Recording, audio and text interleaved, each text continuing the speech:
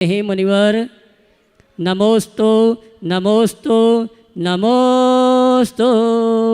और आइए गुरुवर के आशीर्वाद से हम और आप शंका समाधान के कार्यक्रम में अपनी शंकाओं का समाधान प्राप्त करें। उसके पूर्व आज मैं उन परिवारों को यहाँ आमंत्रित करूँगा जिन्होंने आज गुणायतन से जुड़ने का अवसर सौभाग्य प्राप्त किया है। निर्माण शार्थी के रूप में जो पूर्व में निर्माण मित्र के रूप में गुणायतन से जुड़े थे, आज निर्माण शार्थी के रूप में गुणायतन से जुड़ने का अवसर प्राप्त किया। श्रीमान अभय कुमार जी, विमला जी, सचिन जी, खुशबू जी, मोक्ष जैन, जयपुर अगर उपस्थित हैं तो मैं सम्मान से आमंत्रित करूंगा। वे परम पूज्य मुनिवर के श्री चरण नमन करते गुरुवंदना का सौभाग्य प्राप्त करेंगे और उनके सम्मान के लिए मैं आवाज़ दूंगा। हमारी धर्म प्रभावना समिति के महामंत्री साथ ही श्रम संरक्षक भाई हर्ष जी और प्रचार प्रसार प्रमुख भाई राहुल जी स्पोर्ट्स ये आएंगे। सम्माननीय श्रीमान अभय कुमार जी का गुणायतन परिवार की ओर से सम्मान का कार्यक्रम संपन्न करेंगे और आप जोरदार ताली बजाकर इनका सम्मान करें। और आइए इसी क्रम में मैं आमंत्रित करूंगा जिन्होंने आज परम पूज्य मुनिवर से निवेदन किया, आशीर्वाद प्राप्त किया। प्रातःकालिक बेला में जो आज गुणायतन ट्रस्टी बने हैं, भोपाल निवासी श्रीमान प्रवीण कुमार जी, श्रीमती रेवा जी, रुचिर जी, निकिता जी, ओजस्वी जी, सिद्धार्थ जी, आयुषी जैन भोपाल, जिन्होंने आज गुणायतन में गुणायतन ट्रस्टी के रूप में जुड़ने का अवसर प्राप्त किया है और इनके सम्मान के लिए मैं आवाज़ दूंगा। हमारे चातुर्मास के यजमान मुकेश जी पाटौदी, साथ में अशोक जी दोषी और साथ में दिलीप जी गोधा, ये आएंगे। हमारे सम्माननीय गुणायतन ट्रस्टी परिवार का सम्मान का कार्यक्रम संपन्न करेंगे और मैं चाहूँगा आप जोरदार ताली बजाकर इनके भावों की अनुमोदना करें। और आज हमारे बीच में वो व्यक्तित्व उपस्थित हैं जिन्होंने विजयनगर में आयोजित होने वाले सिद्धों की आराधना सिद्धि चक्र महामंडल जिस स्थल पर होना है उस स्थल पर संपूर्ण व्यवस्थाओं में जिनका भरपूर सहयोग हमें प्राप्त हो रहा है, ऐसे बाल मुकुंद जी सोनी, संदीप सिंह ग्रेवाल पार्षद और धर्मेंद्र अपनी टीम के धर्मेंद्र जी जो कि हमारे इस धर्म प्रभावना समिति के कार्याध्यक्ष अपनी पूरी टीम के साथ आएंगे। परम पूज्य मुनिवर के श्री चरणों में नमन करते हुए गुरुवंदना का सौभाग्य प्राप्त करेंगे। मैं साथ में आमंत्रित करूँगा भाई गिरीश जी गिन्नी ग्रुप एवी अजावे, गुरुवर के श्री चरणों में नमन करते हुए आशीर्वाद प्राप्त करेंगे और इनके सम्मान के लिए मैं आवाज़ दूंगा हमारे धर्म प्रभावना समिति के कार्याध्यक्ष भाई धर्मेंद्र जी श्रीकाम और साथ में विशेष सहयोगी गिरीश जी गिन्नी ग्रुप ये आएंगे। सम्मानी बाल मुकुंद जी सोनी और संदीप सिंह ग्रेवाल पार्षद उस क्षेत्र के हैं, उनका सम्मान का कार्यक्रम माला और दुपट्टा के माध्यम से संपन्न करेंगे और मैं चाहूँगा जोरदार ताली बजाकर उनका सम्मान करें। बंधु आप सभी के लिए सूचना, आगामी अष्टानिका महापर्व में परम पूज्य गुरुवर के सानिध्य में ऐतिहासिक अद्भुत प्रभावना के साथ सिद्धों की आराधना परम पूज्य मुनिवर के सानिध्य में संपन्न होने जा रही है। वो सौभाग्यशाली परिवार हैं जो मंडल प्रन्याजक के रूप में इस अनुष्ठान में सम्मिलित हो रहे हैं और वहाँ सौभाग्यशाली परिवार वो हैं जो इन दिनदाड़ी के रूप में इस अनुष्ठान में उपस्थित होने का सौभाग्य प्राप्त कर रहे हैं। 15 तारीख का दिन इतिहास इंदौर दगन के लिए एक इतिहास रचेगा। 15 नवंबर जब 108 श्री जी 108 रथ में निकाले जाएंगे, भव्य झांकियाँ होंगी और परम पूज्य मुनिवर का सानिध्य महिला मंडल बहुमंडल होंगे और ऐसा लगेगा कि स्वर्ग का पूरा वैभव उतर के 15 नवंबर को यहाँ पर आ गया है। अद्भुत अतिशयकारी वो दृश्य होगा। आइए इन्हीं सभी सूचनाओं के साथ मैं आप सभी की ओर से निवेदन करूँगा शंका समाधान के कार्यक्रम के लिए शुल्लक से स्वरूप सागर जी महाराज से दोनों हाथ उठा के जयकारा लगाएंगे। बोले परम पूज्य मुनि श्री प्रमाण सागर जी महाराज की नमस्कार। शंका समाधान के आज के सत्र में प्रथम प्रश्न के लिए आमंत्रित हैं ब्रह्मचारी सुनील भैया एवं सभी व्रती उदासीन आश्रम इंदौर और इसके बाद तैयार रहेंगी डॉक्टर रिजा जैन वान्या जैन अहमदाबाद जो कि प्रमाणिक समूह की सदस्य हैं। पूर्व पूज्य मुनिवर के पावन चरणों में नमोस्तु नमोस्तु नमोस्तु। पूज्य गुरुवर, मेरे मन में काफ़ी दिनों से एक विकल्प था जो आज मैं आपके चरणों में शंका के रूप में रख रहा हूँ। गुरुवर, 5 परमेष्टियों के जो मूल गुण अलग अलग होते हैं, साधु परमेष्टि अलग होते हैं, उपाध्याय परमेष्टि अलग होते हैं, आचार्य परमेष्टि अलग होते हैं, सारे मूल गुणों का पालन अलग अलग किया जाता है। सिद्ध भगवान के आत्माश्रित होते हैं, आप लोग 28 मूल गुणों का पालन करते हैं, आचार्य परमेष्टि 36 मूल गुणों का पालन करते हैं। एक बात एक मुझे विकल्प ये है कि जो अरहंत परमेष्टि के 46 मूल गुण हैं उसमें 4 तो आत्मा के आश्रित हैं और जो 34 अतिशय आते हैं उसमें देवकृत जो अतिशय होते हैं 14 प्रकार के, तो देवों के द्वारा वो क्रियाएं की जाती हैं और अतिशय मूल गुणों में गिना जाता अनंत भगवान की। तो गुरुदेव इस शंका का समाधान करें कि देवों के द्वारा की जाने वाली क्रियाएं मूल गुण कैसे हो सकती हैं, मेरी शंका का समाधान करें। इस शंका के समाधान में गुरुदेव हमेशा कहा करते थे कि यथार्थ अरहंत परमात्मा के तो 4 ही मूल गुण समझना चाहिए, और ये जो बाकी बातें हैं ये केवल बाल बोधा है, ताकि उनके माध्यम से हम तीर्थंकरों के महिमा को जाने लें। लेकिन मूल गुण की जब बात होती है तो 4 अनंत चतुष्ट ही उनका मूल गुण समझना चाहिए। नमस्ते गुरुदेव, नमस्ते नमस्ते। डॉक्टर रिचार्जन वान्यजन अहमदाबाद, जो कि प्रमाणिक समूह के सदस्य हैं, धर्म प्रभाव समिति इनका सम्मान कर देंगे। और अगले प्रश्न के लिए अशोक जी हेमाजी बड़जात्या, कलकत्ता, गुणायतन ट्रस्टी। मेरे जीवन को धर्म मार्ग पर लाने वाले गुरुवर के चरणों में बारंबार नमन, वहीं जाके वंदन, सम्मान कर दें। अभिनंदन। पहुँच जाओ, हाँ बोलो। मेरे जीवन को धर्म मार्ग पर लाने वाले गुरुवर के चरणों में बारंबार नमन, वंदन, अभिनंदन। महाराज जी, आपकी कुछ सूक्तियाँ हैं जिन्हें मैंने कंठस्थ कर लिया है। जैसे धर्म हमारे दुख दूर नहीं करता, बल्कि वो हमें दुख में आगे बढ़ने की और दुख को सहने की शक्ति देता है। और परीक्षा हमेशा सतियों की होती है, वैश्याओं की नहीं होती। तो मुझे कृपा कर ये बताइए कि इन सूक्तियों का आत्मसात करते हुए मैं किस तरह इस पर्याय से मोक्ष मार्ग की तरफ आगे बढ़ूं। पहले तो मैं चाहूँगा एक बार इस बहन का जोरदार अभिनंदन करें। ये गुणायतन की ट्रस्टी भी है और प्रमाणिक समूहों की बहुत सक्रिय कार्यकर्ता भी, और एक प्रोफेशनल होने के साथ साथ धर्म के क्षेत्र में आगे बढ़ रही है। यही सबके लिए एक प्रेरणा है। आपने पूछा है कि हम अपने सारे कष्टों को सहते हुए मोक्ष मार्ग में आगे कैसे बढ़ें। बस एक हाइकू गुरुजी का याद रखो, कहो नहीं सहो, सही परीक्षा यही आपे में रहो। तत्व ज्ञान का संबल हमें सब दुख को सहने में समर्थ बना देता है, हमें वही करना चाहिए। आशीर्वाद। अशोक जी हेमाजी बड़जात्या, एक ही कल करना। हाँ, अशोक जी हेमाजी बड़जात्या, कलकत्ता से, धर्म प्रभाव समिति इनका भी सम्मान कर देंगे। और अगले प्रश्न के लिए बाल मुकुंद जी सोनी, संदीप सिंह जी ग्रेवाल, पार्षद जी अपनी टीम के साथ। नमस्ते महाराज जी, मेरा प्रश्न ये है कि सम्मान वहीं जाके कर दीजिए कि मेरे बेटे कि अब मेरी बहू आएगी जैसे करना है, और मुझे धर्म में भी आगे बढ़ना है, तो मैं धर्म में अब घर गृहस्थी और ना धर्म में कैसे सामंजस्य बना सकूं। बेटे का संबंध भी करना है, घर धर्म मार्ग में आगे भी बढ़ना है, तो पहले तो मैं ये कहूँ कि घर की जिम्मेदारियों को निभाना भी अपना धर्म मान लो। ये एक बड़ी गड़बड़ी हो जाती है। जो लोग धर्म के क्षेत्र में आगे बढ़ना चाहते हैं वे घर की जिम्मेदारियों से बड़े दूर भागते हैं। मेरा सबसे ये कहना है कि एक गृहस्थी का दायित्व बनता है घर की जिम्मेदारियों को निभाना। अच्छे से निभाओ, वो भी तुम्हारा धर्म है, इसका नाम गृहस्थ धर्म है। अपने कर्तव्यों का पालन करते हुए, सबको व्यवस्थित करते हुए, सबसे पहले गृहस्थोचित कर्तव्यों का दृढ़ता से पालन करें। अगर गृहस्थोचित कर्तव्यों का दृढ़ता और स्थिरतापूर्वक पालन हो जाता है तो बाकी चीज़ें अपने आप जीवन में जुड़ सकती है। और एक बात सभी को ध्यान में रखना चाहिए कि धर्म क्रियाओं में नहीं, विचारों में। हम क्रियाओं का धर्म पालें, लेकिन क्रियाओं के धर्म के पालन के लिए आकुलता न पालें। आकुलता हमारे जीवन में सबसे बड़ी बाधा है। इस आकुलता को दूर करो। हमेशा मैं तुम्हारे जैसे धर्मियों से कहना चाहता हूँ, धर्म करो, खूब जम के करो, पर आकुलता से बचे रहो। आकुलता छोड़ना ही अपना सबसे बड़ा धर्म समझो। आशीर्वाद। बाल मुकुंद जी सोनी, संदीप सिंह ग्रेवाल जी पार्षद अपनी टीम के साथ, धर्म प्रभाव नसीब इनका भी सम्मान कर दे। और अगले प्रश्न के लिए लब्धि जी सेठी, हजारीबाग। गुरु जी के चरणों में सादर नमन। गुरु जी, मैं बड़ा सौभाग्यशाली हूँ कि वार्ड क्रमांक 31 में विजयनगर का मैं पार्षद हूँ और आपके कार्य में सेवा करने का मुझे सुअवसर प्राप्त हुआ है। इसलिए मैं अपने आप को बड़ा सौभाग्यशाली समझ रहा हूँ अभी।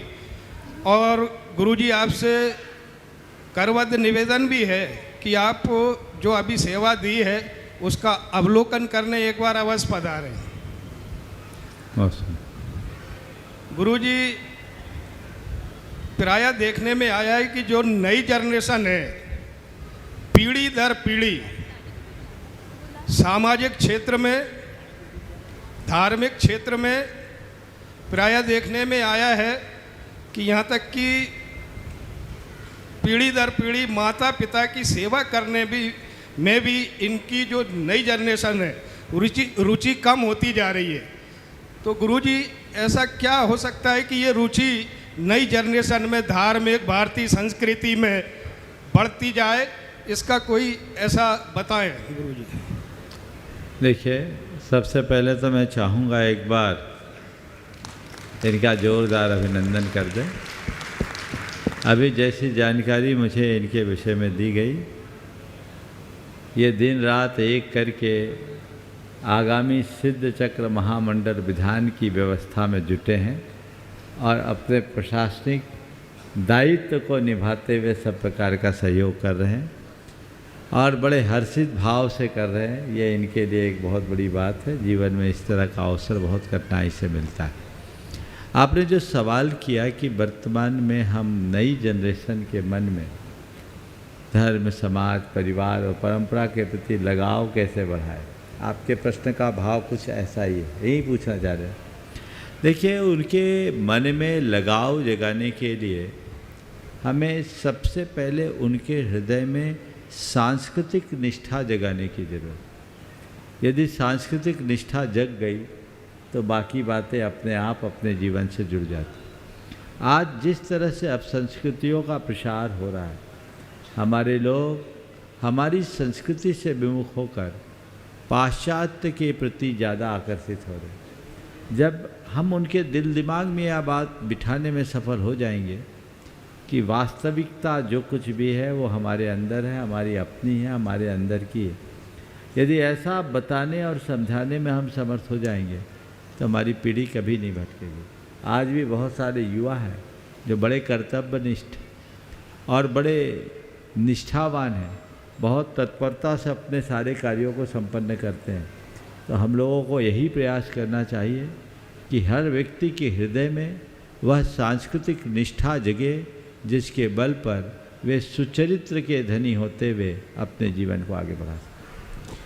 हाँ। लब्धि जी सेठी गुरुदेव प्रणाम। हाँ। जय जिनेन्द्र। मेरा गुरुदेव आपसे एक छोटा सा ये प्रश्न है कि किस प्रकार से संसार का, इसमें रहने वाले जीवों का, प्रकृति का, पहाड़ों का, नदियों का किस प्रकार से हम भला कर सकते हैं ताकि हमारे आने वाली पीढ़ी इसको और अच्छी तरीके से जाने, समझे और साथ में शास्त्रों का ज्ञान प्राप्त करें। बहुत अच्छा सवाल किया है। प्रकृति, पहाड़, प्राणी और इस संसार में रहने वाले अन्यों का हम भला कैसे करें। देखिए, ये सब चीज़ें बहुत सहजता से हो सकती, बशर्ते हमारे हृदय में उनके प्रति संवेदना। आज के दौर में यदि सबसे अधिक कुछ प्रभावित हुआ है तो हमारे अंदर की संवेदना,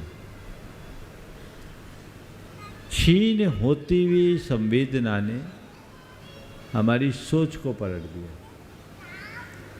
और उसके कारण व्यक्ति केवल आत्म केंद्रित होकर के जीना शुरू कर दिया, जबकि हमारी संस्कृति हमें जगत के सब प्राणी को अपने समान देखने की बात करती है, सबको अपना मित्र मानने की बात करती है, सर्वभूतात्म भावना का संदेश देती है, वसुधैव कुटुंबकम के का उद्घोष करती है। वो आज सब चीज़ें छूटते गई, लोग अपने तक सीमित होने लगे, आत्मसत्ता को भूल गए। जब हम अपने समान औरों के अस्तित्व को स्वीकार करते हैं तो सहअस्तित्व की भावना जगती है, और जब सहअस्तित्व की भावना जगती है तभी संवेदनशीलता प्रकट होती है और जब प्राणी अपने से अतिरिक्त अन्य प्राणियों के प्रति संवेदनशील बनता है, तभी उसके जीवन में अहिंसा, करुणा, प्रेम और आत्मीयता जैसे भाव उत्पन्न होते हैं। तभी वह अपने जीवन में संयम मूलक व्यवहार करने में सफल हो पाता है। तो इन सब के लिए संवेदनशीलता जगाए, प्रकृति के प्रति संवेदनशील बने, पर्यावरण के प्रति संवेदनशील बने, हम प्रत्येक प्राणी के प्रति संवेदनशील बने। इसे हम जितना व्यापक बनाएंगे, हमारे जीवन का पथ उतना ही प्रशस्त है। गुरुदेव नमोस्तु। गुरुदेव, ये 7 नवंबर से 17 नवंबर तक होने वाला विजयनगर में जो कार्यक्रम है, उसकी तैयारियों में हम सभी लोग, पूरी टीम लगी हुई है। तो मैं गुरुदेव ये चाहूँगा कि उसका अवलोकन करने का आप एक मौका दें। और देखिए, पहले तो मैं चाहूँगा एक बार इन सभी उत्साही कार्यकर्ताओं का जोरदार अभिनंदन करें। पूरा इंदौर शहर आने वाले सिद्ध चक्र महामंडल विधान रथावर्तन महामहोत्सव और पिच्छी परिवर्तन और आचार्य महाराज के आचार्य पदारोहण समारोह के भव्याति भव्य रूप प्रदान करने के लिए लगी हुई। मैं देख रहा हूँ अलग अलग क्षेत्रों के मंदिर के लोग भी आ रहे हैं, आज पश्चिम क्षेत्र के लोग भी आए हैं, उनका भी सब सामूहिक रूप से अभी थोड़ी देर बाद नंबर आएगा।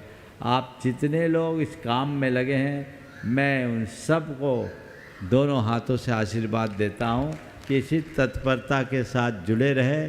और ये भाग्य जागा है विजयनगर क्षेत्र के लोगों का। कौन सा एरिया कहलाता, पश्चिमी की पूर्वी? पूर्वोत्तर क्षेत्र।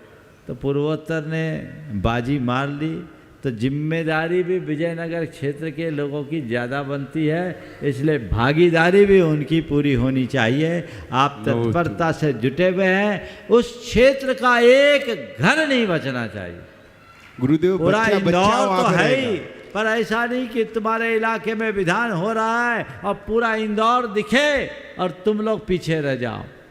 सबसे आगे दिखना चाहिए, हर काम में बढ़ चढ़ कर के हिस्सेदारी आप सबकी दिखनी चाहिए। और मैं पूरे इंदौर के लोगों से कहूँगा, सुनो अब हमारी बात। विजयनगर में दिन में सिक्योरिटी वाले लगाना पड़ेंगे गुरुदेव। विजयनगर क्षेत्र में दिन में सिक्योरिटी वाले लगाएंगे, क्योंकि सब विजयनगर पंडाल में रहेंगे। हाँ, ठीक है, सभी लोग विजयनगर के पंडाल में ही रहेंगे। वो तो मैं बताऊंगा बाद में। मैं ये कह रहा हूँ कि ये सिद्ध चक्र महामंडल विधान में जिनको भी अवसर मिल रहा है वो भागीदारी ले। मंडल तो पूरे हो गए, लेकिन मैं हमेशा कहता हूँ वेटिंग में भी चांस रहते हैं। आप जिनको अभी नहीं मिल रहा है, नंबर नहीं मिल रहा है, वे वेटिंग में अपना नाम सुरक्षित करा दे। क्या पता कब बिल्ली के भाग से सीका टूट जाए और तुम्हें फ़ायदा हो जाए, इसलिए करें। और जिन्हें वो नहीं, तो कम से कम अभी मंडप पे थोड़ा स्थान बाकी है, आप उसका लाभ उठा सकते हैं और अपनी भागीदारी सुनिश्चित कर सकते हैं, हर रूप में करें। लेकिन बंधुओं, आने वाले 15 तारीख को जो रथावर्तन का महामहोत्सव होगा, वो इतिहास का अभूतपूर्व अवसर होगा। आप कल्पना कीजिए, जब इंदौर शहर की सड़कों में 108 भव्याति भव्य रथों पर जिनेंद्र भगवान विराजमान होकर के विचरण करेंगे और हजारों लाखों की तादाद में लोग चलेंगे, तो वह परिदृश्य कैसा होगा, वो अद्भुत होगा, जिसे देखकर हर किसी का मन आनंद से भर जाएगा। तो आप सब उसकी तैयारी कीजिए। 16 तारीख को गुणायतन और श्री सेवायतन का नैमित्तिक अधिवेशन, जो राष्ट्रीय अधिवेशन साल में एक बार होता है, और 17 तारीख को पिच्छी परिवर्तन का विशेष आयोजन, और उसी दिन गुरुदेव का आचार्य पदारोहण दिवस, ये सब एक साथ संपन्न होने वाला है। तो मैं आज आप सबसे कहता हूँ कि 15 तारीख को जो रथावर्तन है, 108 रथ निकलना है, पूरे देश से रथ आ रहे हैं। मुझे बहुत प्रसन्नता है। परसों हमने कहा, कल ही कहा था ना, परसों कहा, और बहुत सारे लोगों से खबरें आ गई, हमारे यहाँ रथ, हमारे यहाँ रथ, हमारे यहाँ रथ।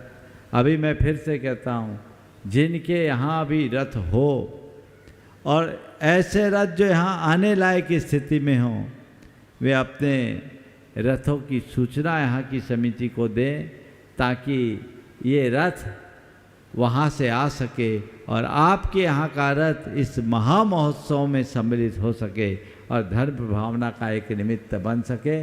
जिनके यहाँ भी रथ हो, जो ये कार्यक्रम को देख सुन रहे हैं, वे अपनी सूचना जरूर दें। कमेटी अपने स्तर पर तो आप लोगों से संपर्क कर ही रही है, लेकिन आप यदि सूचना दें तो हो सकता है ये सुअवसर आप लोगों को भी प्राप्त हो जाए। हाँ बोलो। गुरुदेव, अवलोकन और निर्देशन के आप लिए प्रतीक्षा करो, मिलेगा मौका। आगे बोलो। हाँ, अगले प्रश्न के लिए लब्धि जी सेठी हजारीबाग, और इसके बाद तैयार रहेंगे डॉक्टर आलोक जी, डॉक्टर मधुलिका जी, डायरेक्टर भारतीय रेल दिल्ली। अभी नहीं है, आलोक जी है नहीं। अगला। नमोस्तु महाराज जी। इनके बाद तैयार रहेंगे पश्चिम क्षेत्र जनालयों के पदाधिकारी। सारे पदाधिकारी एक साथ खड़े हो जाएंगे। नमोस्तु महाराज जी। मेरा प्रश्न यह है कि जैसे आपने टेक्नोलॉजी और परिवर्तन को साथ में लेकर गुणायतन बनाया, वैसे ही हम भी परिवर्तन के साथ फ्यूचर में जाकर सक्सेस कैसे प्राप्त कर सकते हैं? देखो, सक्सेस प्राप्त करना हर कोई चाहता है, लेकिन एक बात सबको समझकर चलना चाहिए, केवल सक्सेस सपना देखने से नहीं मिलती। सफलता के लिए व्यक्ति को खुद को खपाना पड़ता है। लक्ष्य बनाओ, पुरुषार्थ जगाओ और अपना 100% उसमें समर्पित कर दो। समझ गए? तब कोई बड़ी उपलब्धि होती, केवल बातें करने से नहीं होती। समझ गए? उसके लिए व्यक्ति को अपने आप को खपाना पड़ता है। मैं तो यही हमेशा कहता हूँ, वही कुछ पाता है जो खुद को खपाता है। कुछ पाना चाहते हो तो खुद को खपाना शुरू करो। जब खुद को खपाओगे तभी कुछ पाओगे।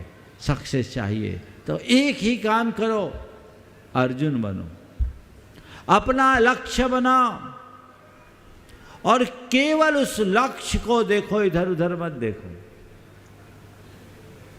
बड़ा लक्ष्य पाना चाहते हो, पढ़ाई करने का लक्ष्य तुम्हारा है, तो पढ़ाई पर पूरा फोकस होना चाहिए।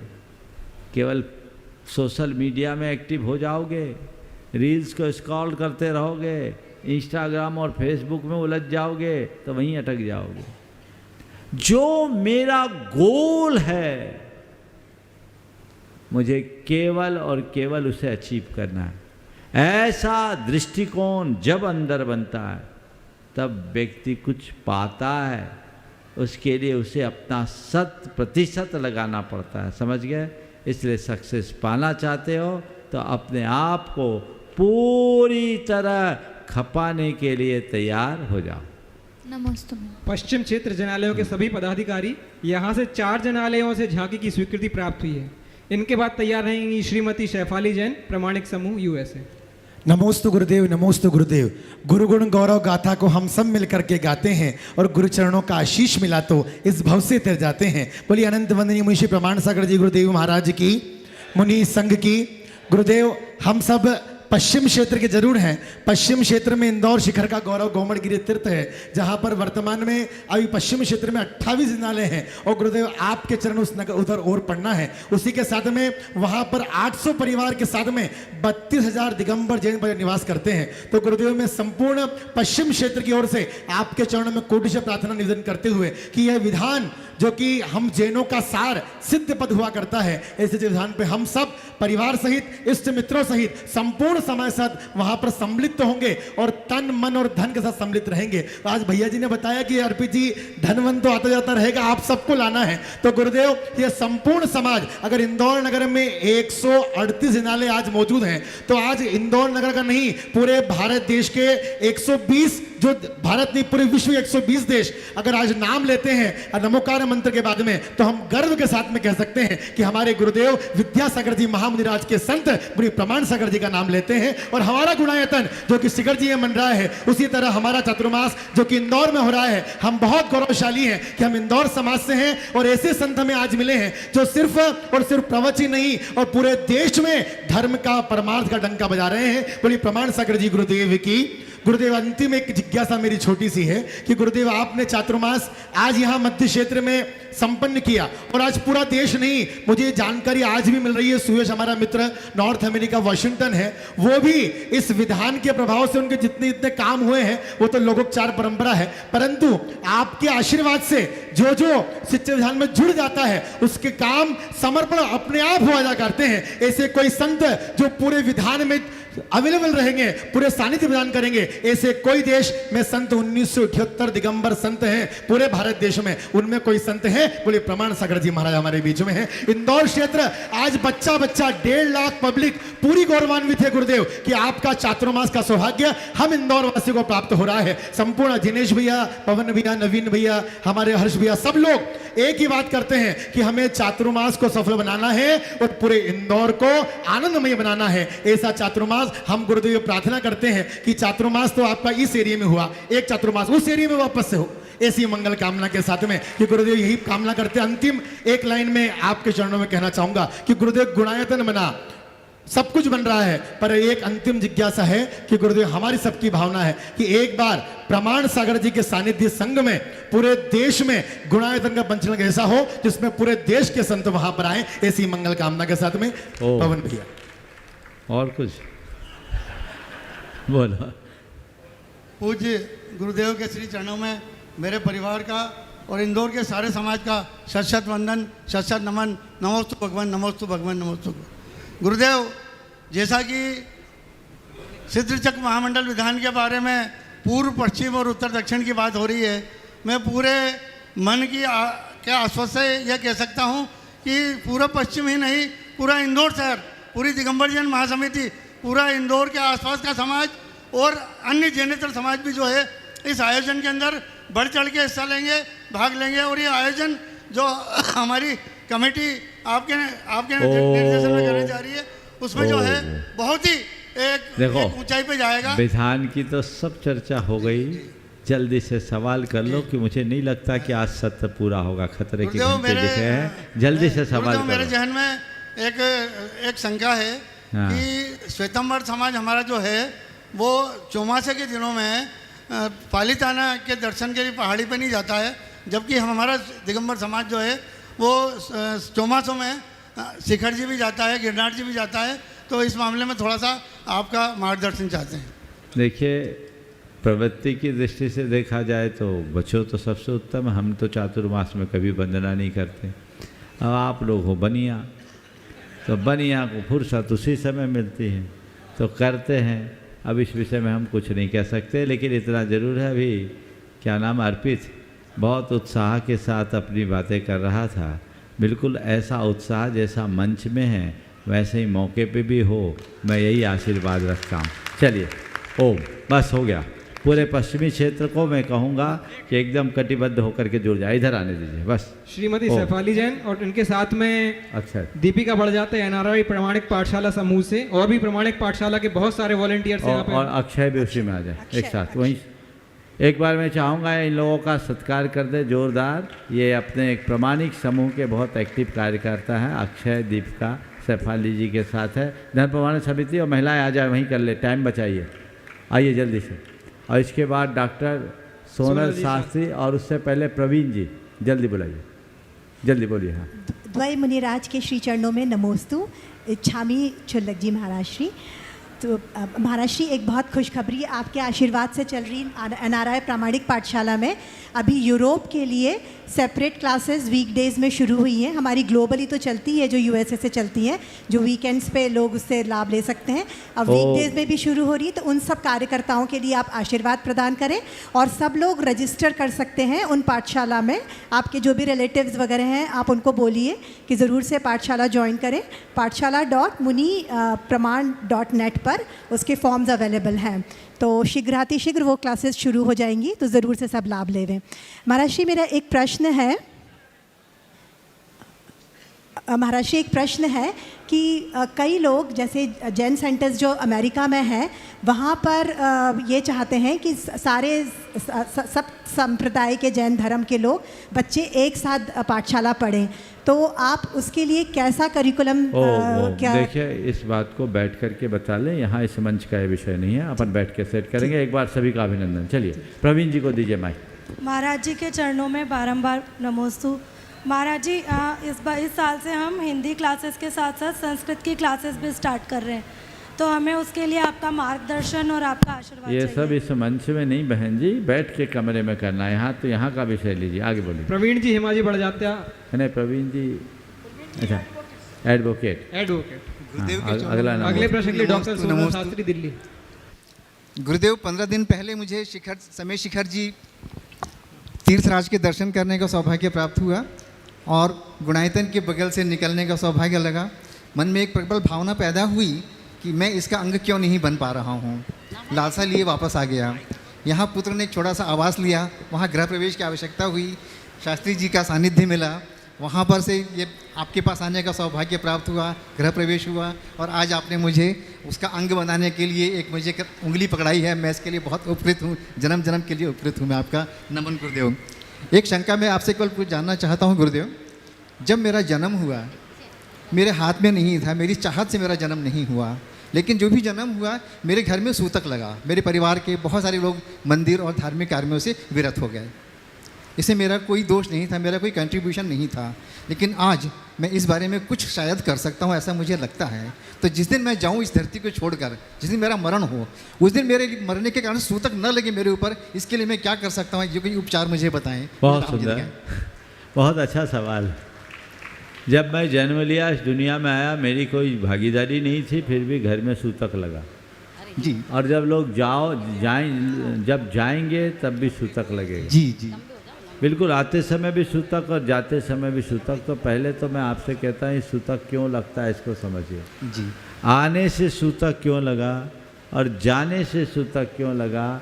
आने का मतलब संसार बढ़ाना, ध्यान से सुने जी। आने का मतलब संसार बढ़ाना, और संसार बढ़ाया तो धर्म छूटेगा। ओहो, तो आपने संसार बढ़ाया, धर्म छूटा, इस बात का द्योतक है सूतक। आपके निमित्त से संसार बढ़ा, सबका धर्म छूट गया। जाने पे सूतक क्यों लगता है? इसलिए सूतक लगता है कि संसार में आए और कुछ अच्छा करके नहीं गए। तो अच्छा करके नहीं गए तो प्रशस्ति कहाँ से मिलेगी? इसलिए सूतक लग जाता है। आपने पूछा है कि मैं इस दुनिया से जाऊं और मेरे जाने के बाद किसी को सूतक न लगे तो क्या करूं? सीधा उपाय, मुनि बन करके संलेखना ले लो, कभी किसी को सूतक नहीं लगे। हम लोग जाएंगे, कोई को सूतक नहीं मिलेगा लगेगा, बल्कि वो मृत्यु भी मृत्यु महोत्सव का रूप धारण करे। कदाचित मुनि भी न बन पाओ तो भी गुंजाइश है। श्रावक बनकर संलेखना पूर्वक देह का परित्याग करो। मरना नहीं है, केवल देह परिवर्तन करना है, सूतक से बच जाओगे। जय हो। आज पहला शख्स है जिसके मन में भाव आया कि मैं दुनिया से जाऊं तो सूतक से बच जाऊं। एक बार जोरदार अभिनंदन करो इनकी सोच के लिए। मेरे पास ये पहली बार आए, पर हमारे समाज के बड़े प्रभावी व्यक्तित्व के धनी हैं। ये पेशे से एडवोकेट है और केवल बड़े कारपोरेट हाउसेस में अपनी कंसल्टेंसी देते हैं और इनमें बहुत संभावनाएं हैं, बहुत अच्छी भावना है। मैं तो यही कहता हूँ, आज की इस मुलाकात को अपने जीवन की टर्निंग पॉइंट बना लीजिए और तय कर लीजिए, सूतक लगा के नहीं जाना है, सूतक मिटा के जाना है, तभी कुछ करना है। निश्चित। बहुत बहुत आशीर्वाद। डॉक्टर सोलल जी शास्त्री, परिवार, दिल्ली। इसके बाद तैयार रहेंगे सुहम सिद्धोहम कटनी। नमोस्तु महाराज जी, नमोस्तु। इच्छामी महाराज जी, इच्छामी। महाराज जी, मेरा छोटा सा प्रश्न है कि संयुक्त परिवार में कई प्रकार के सदस्य होते हैं जो कुछ धर्म करते हैं और कुछ उनको अपशब्द भी, जो मतलब मेन आदमी जो धर्म करता है, कुछ उनको अपशब्द कहते हैं। तो कैसे ठीक हो कि धर्म की राय पर चले और उनका ये पुनः पुण्य में आता है कि या पाप में आता है?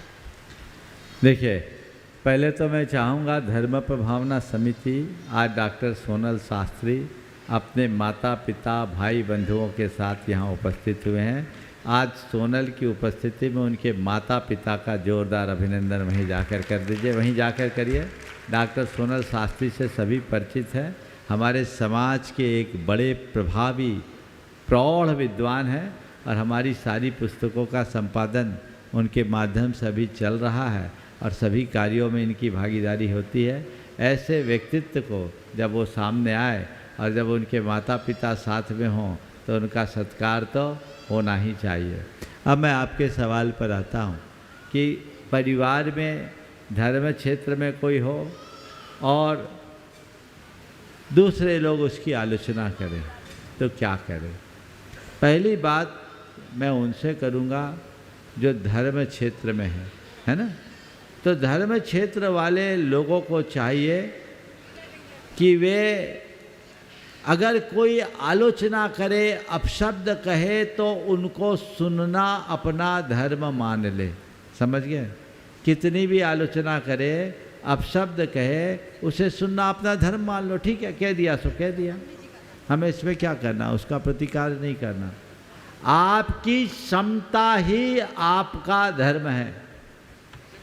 गुरुदेव ने लिखा है, आलोचन से लोचन खुलते सो स्वागत है। तुम धर्म कर रहे हो और लोग तुम्हारे लिए अपशब्द कह रहे हैं और तुम उनकी प्रतिक्रिया नहीं कर रहे, प्रतिवाद नहीं कर रहे, तो ये भी तुम्हारा धर्म है। धर्म नहीं, धर्म की परीक्षा। असली धर्म क्या है? राग द्वेष की निवृत्ति ही सबसे बड़ा धर्म है।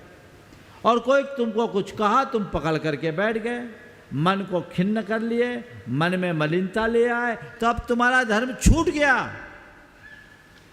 तो अपशब्द कहने वाले को अपना काम करने दो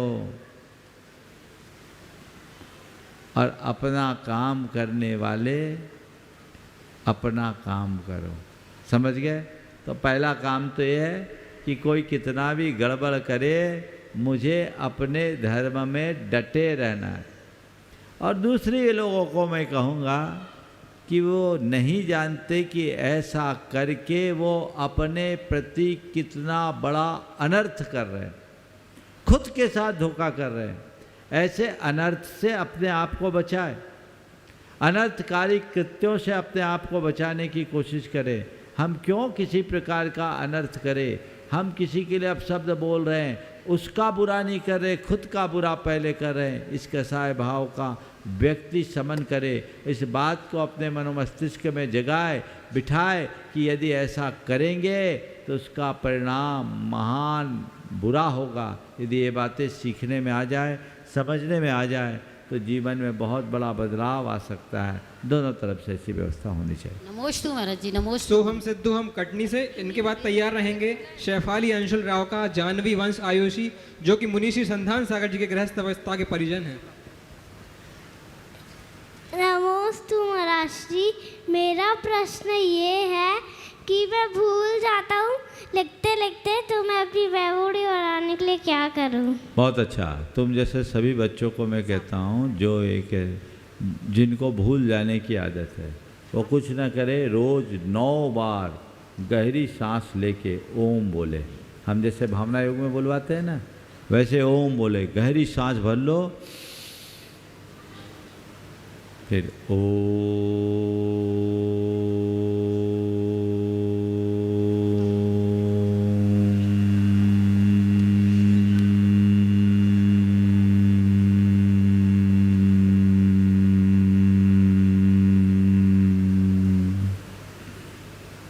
ऐसा कितनी बार करना है? कितनी बार करना है? क्या बोला हमने अभी? सुना नहीं सुना? ये भी भूल गए। हाँ, कितनी बार बोलना है? 9 बार। समझ गए? चलो 9। चलो आगे बढ़ो। इनके बाद शेफाली अंशुल राव का जानवी वंश आयुषी, जो कि संधान सागर जी के गृहस्थ अवस्था के परिजन हैं। और इनके बाद तैयार रहेंगे हितेश जी, रितिका जी, कासलीवाल परिवार, जयपुर। गुरुवर के चरणों में सत्य और शांति का निवास है।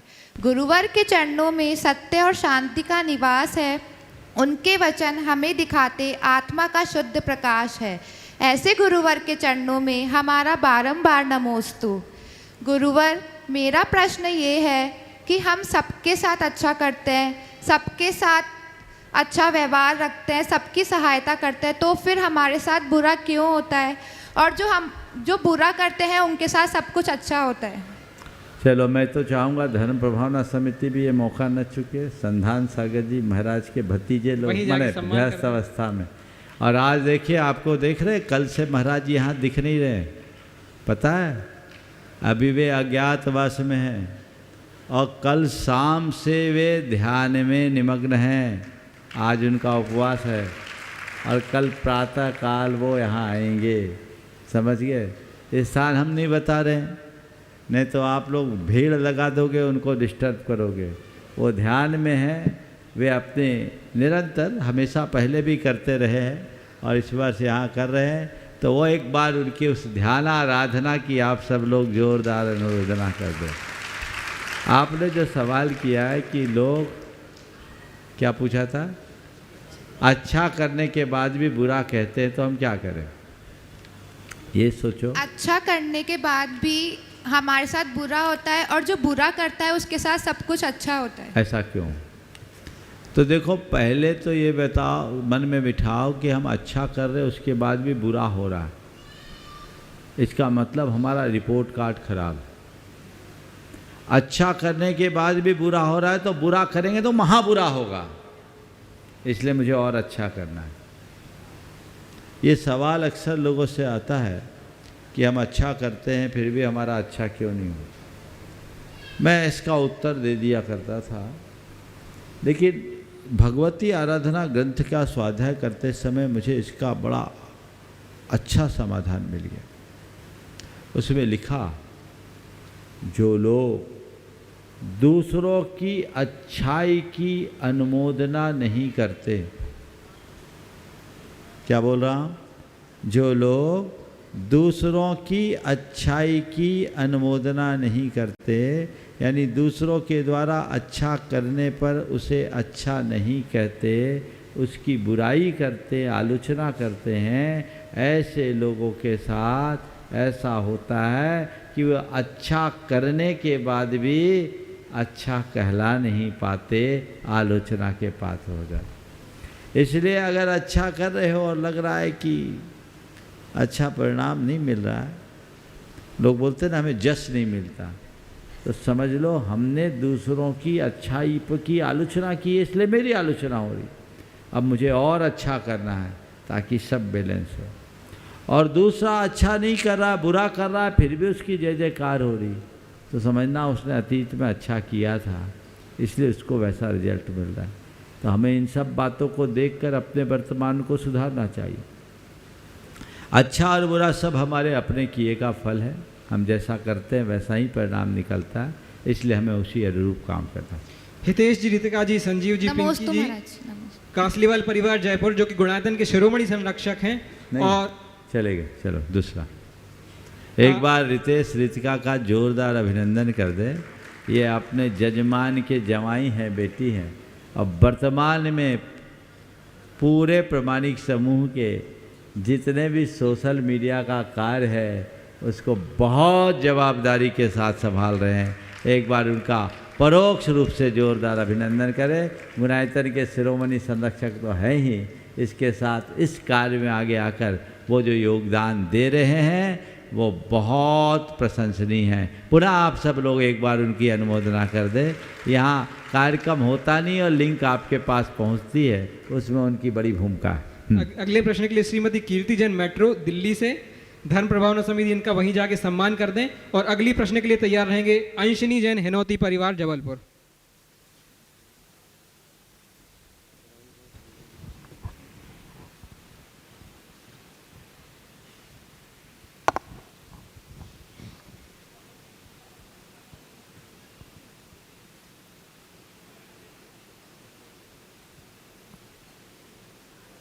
बोलो। नमोस्तु भगवान, नमोस्तु महाराज श्री, सभी क्षुल्लक महाराज जी को एक क्षमा। गुरुदेव, you can heal your life, इस बुक में लिखा है कि कैंसर का कारण डीप हर्ट या हेट्रेड है। तो गुरुदेव, एक व्रती व्यक्ति या एक महाव्रती तभी बनता है जब वो अनंतानुबंधी अप्रत्याख्यान या प्रत्याख्यान का क्षोभक्षम करता है। तो एक व्रती या महाव्रती व्यक्ति की इतनी तीव्र कषाय तो नहीं होती, तो फिर उसे ये रोग क्यों? बाह्य कारण पेस्टिसाइड या कुछ और हो सकता है, पर अंतरंग कारण तो कषाय या कर्म ही है ना। देखिए, जिन लोगों ने किताबें लिखी है निश्चित बहुत सारे अनुभव और अध्ययन के आधार पर लिखी, लेकिन मैं मानता हूँ वही अंतिम नहीं। हमारे भावों से बीमारियाँ संबद्ध है और भावों का प्रभाव पड़ता है। भावों से उनको नियंत्रित भी किया जा सकता है, इसमें संशय नहीं। लेकिन बीमारी का कारण हमारा दुर्भाव ही है, ऐसा नहीं मानना। अच्छे भाव रखने वाले भी बीमार पड़ते हैं। खान पान और अन्य बाहरी कारण बहुत बड़ा कारण है। उदाहरण के लिए गुरुदेव अस्वस्थ रहे, उनके परिणाम हमेशा निर्मल रहे, उनके सानिध्य में आने वालों के परिणाम निर्मल हो जाते, तो उनके परिणाम की बात क्या करें। लेकिन बीमारियां हुई, कुछ मान्यताओं के अनुसार भगवान महावीर तीर्थंकर अवस्था में भी उनको बीमारी हुई। दिगंबर परंपरा में नहीं, लेकिन श्वेतांबर परंपरा में ऐसी मान्यता है। तो तीर्थंकर भी बीमारी को से ग्रसित हो जाते हैं। महामुनिराजों को भी बीमारियां आ जाती हैं। बादीराज महाराज इसके उदाहरण है। तो ये कारण, बहिरंग कारण और अंतरंग कारण में भीतर का कर्म भी एक बड़ा कारण है, केवल कषाय नहीं। तीव्र पाप कर्म का उदय हो तो कब किसके साथ क्या हो जाए कुछ कहा नहीं जा सकता। तो कारण तो बहुत सारे हैं, निवारण में भावों की बड़ी भूमिका है। यदि हम अपनी भावधारा को परिवर्तित करते हैं तो बड़ी बड़ी बीमारियों के निवारण में समर्थ हो सकते हैं, और भावना योग इसका सबल उदाहरण है। भावधारा के परिवर्तन सब देख रहे हैं, भावना योग से बड़ा परिवर्तन है। कल इस मंच से एक घोषणा की गई कि भावना योग का तथ्यात्मक ढंग से अध्ययन किया जाए, उसकी प्रक्रिया चालू हो गई। कल डॉक्टर विनीता कोठारी ने यहाँ हेल्थ ऑफ इंदौर के अभियान के तहत यहाँ के सांसद जी शंकर जी ललवानी के नेतृत्व में जो उपक्रम चल रहा है उसके स्वरूप की चर्चा की। उसमें भावना योग को बहुत प्रमुखता से लिया गया और धर्म प्रभावना समिति उसमें बहुत बढ़ चढ़ करके अपनी भागीदारी दे रही। ये उपक्रम यहाँ चालू हो गया, लोगों ने अपना फॉर्म भरना भी शुरू कर दिया। प्रमाणिक ऐप में आप जो लोग, एक सैंपल साइज बनाना है, जो लोग 90 दिनों तक भावना योग करना चाहते हैं वे अपना फॉर्म भरें। उनका 14 तारीख तक फॉर्म भरने के बाद 14 तारीख से 16 तारीख के मध्य ये जैसे जैसे फॉर्म भरता जाएगा आपको सूचना मिलती जाएगी। आपकी टेस्टिंग होगी पूरी निःशुल्क, आपका पूरा एक रिपोर्ट कार्ड बनाया जाएगा और उसके बाद 17 तारीख से नियमित भावना योग कराया जाएगा। यथासंभव मैं आप सबको लाइव कराऊंगा, स्पेशल उन लोगों के लिए जो 24 मिनट का होगा। हमने उसको रिवाइज किया, कल 12 बोला था, 12 में काम नहीं बनेगा, 24 ही ठीक है, जो हमारे 24 घंटे को नियंत्रित करे और 24 तीर्थंकरों को याद दिलाते रहे। तो 24 मिनट का भावना योग है। वो भावना योग जो नियमित करना चाहते हैं वे अपना नाम लिखा, उसमें जोर दे दे। आपके लिए सब कुछ नहीं करना, आपकी जांचें भी हो जाएगी। इंदौर वाले यहाँ और इंदौर से बाहर वाले भी अपना दे दे, वो जिस शहर में होंगे वहाँ आप तक संपर्क हो जाएगा, आपकी जांच होगी। बस आपको एक संकल्प लेना है कि मैं इस अवधि तक नियमित भावना योग करूँगा। जो लोग नियमित भावना योग कर रहे हैं वे भी उसमें जुड़ सकते हैं, उनका एक अलग रहेगा, उनके पूरे रिजल्ट देखे जाएंगे कि अब तक उनने भावना योग से अपने जीवन में क्या परिवर्तन घटित किया। जिन्होंने पहले बीमारियों पर नियंत्रण पाया है भावना योग के बदौलत, वे अपने पूरे अनुभव को लिखित रूप से प्रमाणिक ऐप में डालें। अपना बाइट भी दे सकते हैं, एक वीडियो रिकॉर्ड करके भी दे सकते हैं। ये सारी सामग्री एक बहुत अच्छी पुस्तक के रूप में प्रकाशित होने वाली है और उसमें यदि आप भेजेंगे तथ्यात्मक बात होगी तो आपको उसमें स्थान मिलेगा और ये पुस्तक अंतर्राष्ट्रीय जगत में प्रचारित होगी। आप उसमें जो भी संदेश भेजेंगे अंतर्राष्ट्रीय स्तर पर उसे स्थान मिलेगा। ये बहुत बड़ी योजना है। आज 10 तारीख 11 तारीख हो गए, 3 दिन और है। 3 दिनों में आप लोग आज से शुरू हुआ है और 3 दिनों में इसमें जितने लोगों की ज़रूरत हो वो करें। अपनी जो अनुभव है वो आप लोग अलग से भी दे सकते हैं। अगर आपने भावना योग करने से कुछ पाया है और आपको लगता है कि मेरे जीवन में भावना योग का कोई उपकार है, तो आपकी कृतज्ञता इसमें है कि आप भावना योग का प्रचार करें, औरों को भावना योग के लिए प्रेरित करें, तो अपने अनुभवों को शेयर करें। आपकी जिम्मेदारी है। आप लोग बहुत कंजूस हो, इतने लोग आकर के बोलते हैं लेकिन अपने अनुभव लिपिबद्ध रूप में बहुत कम लोग दे पाते हैं। आप सब कीजिए। जिनको भी जिस प्रकार का भी लाभ भावना योग के जरिए मिला है वे जरूर अपनी सूचना दें, और भावना योग के इस प्रयोग में जो हिस्सेदार बनना चाहते हैं वे इससे जुड़े। जिनको डायबिटीज़ है, ब्लड प्रेशर है, अन्य कोई साइकोसोमेटिक डिजीज है, वे इससे जुड़ सकते हैं। जो गंभीर बीमारियों से ग्रसित है वे भी जुड़े। उनका एक अलग कोर्स होगा। हर महीने आपकी जांच होगी, जांच के हिसाब से रिपोर्ट आएगी। आपको कुछ नहीं करना, आपसे कमेटी खुद संपर्क करेगी, पूरी टीम संपर्क करेगी और ये सारे कार्य होंगे। इनका नेटवर्क पूरे देश में फैला हुआ है। और कुछ कहना? रितेश जी कुछ जानकारी दी। हाँ। गुरुदेव, कल सुबह 7:30 बजे यहीं पूरी टीम आ जाएगी और कल से ही जांच चालू हो जाएगी। हमारा 3 दिन कंटिन्यू रहेगा 7:30 से 10:30 बजे तक। बहुत सुंदर। तो फास्टिंग जांच भी होगी सभी। बहुत सुंदर। देखिए, तो ये और जानकारी दे देगी। जिनके रजिस्ट्रेशन हो गए, जिनने कर लिया, वो 7:30 से 10:30 तक यहाँ आ सकते हैं और बाकी और उसकी समीक्षा करके अलग अलग एरिया में भी बनाया जा सकता है। आप तो आज, चूँकि आज कल पहला दिन है और आज से ही रजिस्ट्रेशन शुरू हुआ, मुझे पता नहीं कितने लोगों का रजिस्ट्रेशन हुआ।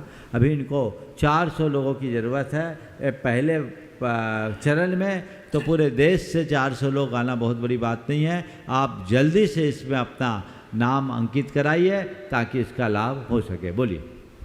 अंशनी जैन। हाँ। आगे तैयार रहेंगे प्रेमचंद जी, संध्या जी, उपकार परिवार, सागर।